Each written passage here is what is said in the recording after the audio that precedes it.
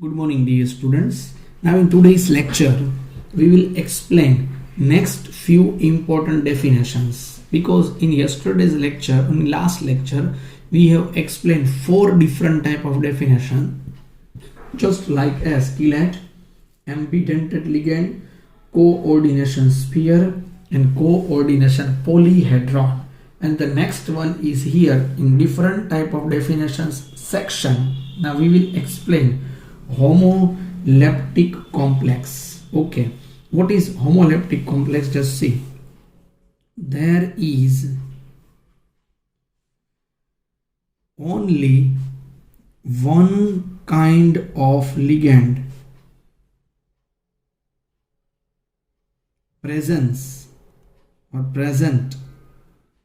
in compound. It is known as homoleptic complex. Just example is here, CONH3 3+. This is homoleptic complex. Only one kind of ligand is present in compound. It is homoleptic. एक ही type का ligand यहां पर present है, देखिए. और ऐसा भी हो सकता है दूसरा, हेटेरोलेप्टिक कॉम्प्लेक्सेस. हेटेरोलेप्टिक कॉम्प्लेक्स में क्या होता है? There are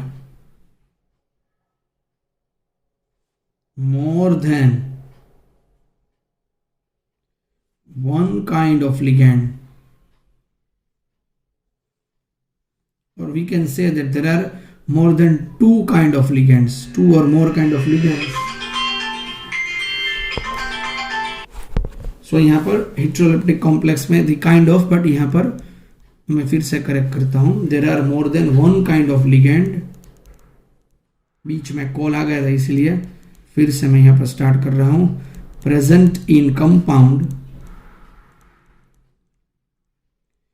it is known as heteroleptic ligand. और यहां पर जो मैं एग्जांपल आप सबको देने जा रहा हूं वो ये है, देखिए. यहां पर एक से ज्यादा टाइप के लिगैंड प्रेजेंट है. अमोनिया भी है और ये क्लोरीन भी है. अगर ऐसा कोई कॉम्प्लेक्स होता है तो उसको बोलते हैं heteroleptic ligand. So there are more than one kind of ligands are present.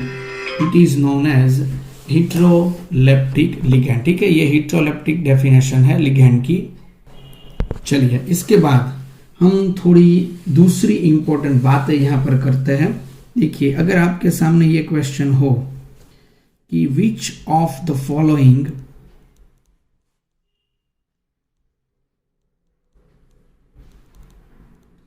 Is most stable complex,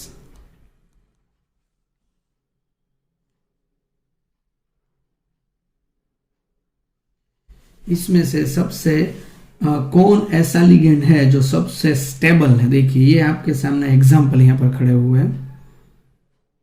H2O6, ये रहा 3+. ये दूसरा है यहां पर FeNH3 ये रहा यहां पर 3+. थर्ड वन यहां पर FeC2O4 थ्राइस, ये यहां पर 3-.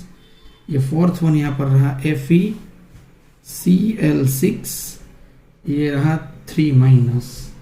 इसमें से कौन सा सबसे स्टेबल लिगेंड है, ये हमें यहां पर फाइंड करना है. देखिए, कैसे हम फाइंड करेंगे? ये यूनिडेंटेड लिगेंड है, ये भी यूनिडेंटेड लिगेंड है, ये भी यूनिडेंटेड लिगेंड है, और ये वाला यहां पर डाइडेंटेड लिगेंड है, और ये साइक्लिक भी है. देखिए, C2O4 को किस तरीके से हम यहाँ पर डिजाइन कर सकते हैं. ये है C2O4, ये 4 ऑक्सीजन यहाँ पर जुड़े हुए होते हैं. C2O4 ऑक्जेलेट को अगर हम यहाँ पर डिफाइन करते हैं तो C2O4 इस तरीके से यहाँ पर डिफाइन हो सकता है. C2O4 का स्ट्रक्चर अगर हम साइक्लिक टाइप के तौर पर देखते हैं तो C2O4 को हम इस तरीके से यहाँ पर ले सकते हैं। बट यहाँ पर कार्बन की वैलेंसी 5 हो गई मुझे लगता है। अच्छी तरीके से पहले मैं ये डिज़ाइन कर लेता हूँ। C डबल बॉन्ड O- इस तरीके से होगा, देखिए ये नहीं होगा, ठीक है। C2O4 को इस तरीके से हम ले सकते हैं। अगर मैं इस C2O4 का स्ट्रक्चर यहाँ पर ड्रॉ करता हूँ FeC2O4 थ्राइस का, देखिएगा यहाँ पर Fe, ये O, C double bond O, C double bond O, ये फर्स्ट, ये वाला second O, C double bond O, C double bond O, ये रहा थर्ड वाला, ये O, C double bond O, C double bond O, और ये रहा यहाँ पर 3-। देखिए ये यहाँ पर साइक्लिक स्ट्रक्चर हो गया ऑक्जेलेट का, C2O4 का थ्राइस C2O4 के जो मॉलिक्यूल है उसका साइक्लिक स्ट्रक्चर ये वाला रहेगा, C2O4 थ्राइस।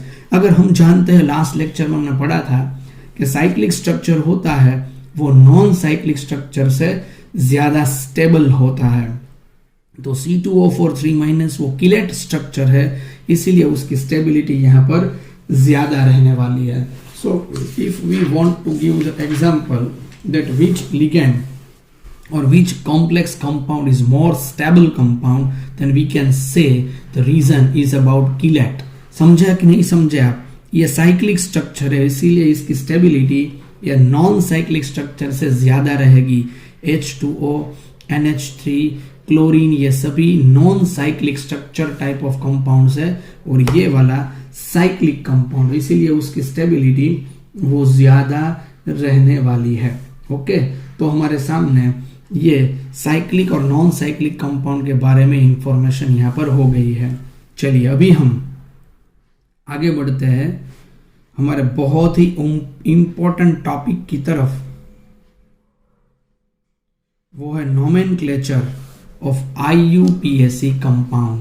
IUPAC कंपाउंड का नोमेनक्लेचर किस तरीके से होता है ये हमें बहुत ही अच्छी तरीके से ध्यान में रखना है। चलिए तो मैं पहले सभी जो लिगेंड है वो हम आपके सामने यहाँ पर रख देता हूं। Before starting IUPAC nomenclature, first of all we will study this important thing. जो બધા સ્ટુડન્ટ એક ઇમ્પોર્ટન્ટ આખું મેં અહીંયા આપણો ટાઈમ ના બગડે એટલે પહેલાથી ઇનિશિયલ સ્ટેજમાં મેં આવું લખી રાખેલું છે, જેનું આપણે ડિસ્કશન હવે કરવાના છે। ઓકે, પહેલા મેં એક શોર્ટકટ અહીંયા ફોર્મ્યુલા મૂકી છે, તમને યાદ રાખવા માટેની સ્વીટ ટેકનિક છે। અહીંયા ફોર્મ્યુલા જોજો, આ બાય થાકલો ખાય સફાને ફ્લોર પર લઈ જાય। જોજો યાદ રાખવાની ટેકનિક, આ બાય થાકલો ખાય સફાને ફ્લોર પર લઈ જાય। હા ઓવોસા ઈડીટીએ લઈ એ ડાયા એન્ડ નાનાને કોલ કરે। આ આખું તમે છે ને લિગેન્ડની મેં તમને સ્ટ્રેન્થ યાદ રખાવી છે। This is the strength of ligand, કયો લિગેન્ડ સ્ટ્રોંગ છે ને કયો લિગેન્ડ વીક છે, આ કમ્પેરિઝન છે। તો ફરીથી જોજો, આ બાઈ થાકલો ખાય સફાને ફ્લોર પર લઈ જાય। હા ઓવોસા ઈડીટીએ લઈ એ ડાયા એન્ડ નાનાને કોલ કરે। This is the strength of ligand. આ આયોડાઇડ, બાય બ્રોમાઇડ, થા થાયોસાઇનાઇડ, ક્લો ક્લોરાઇડ, સફા સલ્ફાઇડ, ફ્લોર ફ્લોરાઇડ, હા ઓ હા એટલે હાઇડ્રોક્સાઇડ, ઓ ઓક્ઝેલેટ, वो वॉटर, वोसा सा आइसोथायोसाइनाइड, ईडीटीए इथिलीन डायएमाइन टेट्राएसिटेट, ए एमोनिया, डाया इथेन 1,2 डायएमाइन, ना साइनाइड, आना नाइट्रोसिल અને કોલ કાર્બોનિલ। સો આ બાય થાકલો ખાય સફાને ફ્લોર પર લઈ જાય। હા ઓવોસા ઈડીટીએ લઈ એ ડાયા એન્ડ નાનાને કોલ કરે। આ તમે આટલી મેટર યાદ રાખો એટલે લિગેન્ડની તમને સ્ટ્રેન્થ ખબર પડી ગઈ। આ બહુ ઇમ્પોર્ટન્ટ ફેક્ટર છે કે લિગેન્ડ પહેલા કયા કયા છે। That's you all have to know this important point that which type of ligands are available in coordination compound. So these are the important ligand and this is the stability or strength of ligand. less than વચ્ચે મેં રાખેલું છે, એનો meaning એ થયો કે આગળ તમારા બીજા નીચે સિમ્બોલ મૂકી દીધા છે બધાના, જો કે ભાઈ iodide, bromide, thiocyanide, chloride, sulphide, fluoride, hydroxide, oxalate, water, isothiocyanide, ammonia, ethane 1,2 diamine, cyanide, nitrosyl and carbonyl. These are the strength of ligands, important concepts which is belongs to the stability of complex compound. तो IUPAC nomenclature को जब हम start करते हैं उससे पहले आप सबको ये बातें बहुत ही अच्छी तरीके से याद रखनी पड़ेगी।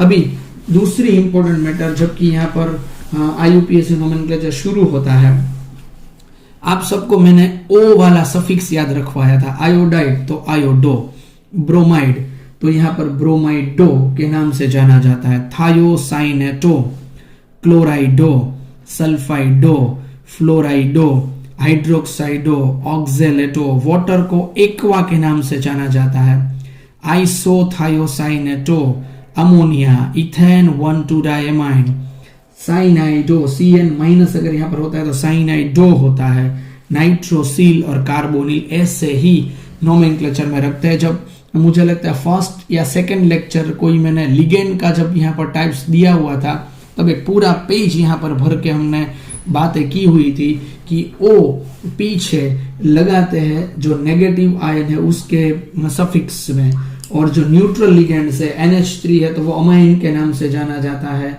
H2O वो एक्वा के नाम से जाना जाता है, CO कार्बोनिल के नाम से जाना जाता है, NO नाइट्रोसिल के नाम से जाना जाता है। तो आज के हमारे इस लेक्चर में हमने IUPAC नोमेनक्लेचर का बेस रख दिया है कि हमें क्या करना है। सभी स्टूडेंट्स को मैं ये इंपॉर्टेंट इंफॉर्मेशन बोल देता हूं कि जब भी अभी हमारा नेक्स्ट लेक्चर जब आएगा तब आप सबको वो सेकेंड लेक्चर वाली जो PDF है जिसमें मैंने सभी लिगेंड्स की फॉर्मूला और उसके नोमेनक्लेचर किस तरह से किए जाते हैं वो आप सबको सामने रखना है। वो सामने होगा तभी आपको मैं IUPAC नोमेनक्लेचर लर्न करवा सकूंगा। तो जब भी हमारा नेक्स्ट लेक्चर आए तब आप सभी को वो नोमेनक्लेचर का फॉर्म, नेगेटिव आयन में ओ पीछे लगाते हैं, वो सभी कुछ साथ में रखना पड़ेगा, तभी आप IUPAC नोमेनक्लेचर लर्न कर सकेंगे। So this is very important concept about the IUPAC nomenclature, that's you all have to remember this important thing. Okay, तो हम सब ये इंफॉर्मेशन अच्छी तरीके से शेयर कर सकेंगे। ठीक है, तो आज के लेक्चर के लिए इतनी ही इंफॉर्मेशन हम रखते हैं। नेक्स्ट लेक्चर में फिर से IUPAC नोमेनक्लेचर स्टार्ट करेंगे। Okay, so thank you dear students for today's lecture.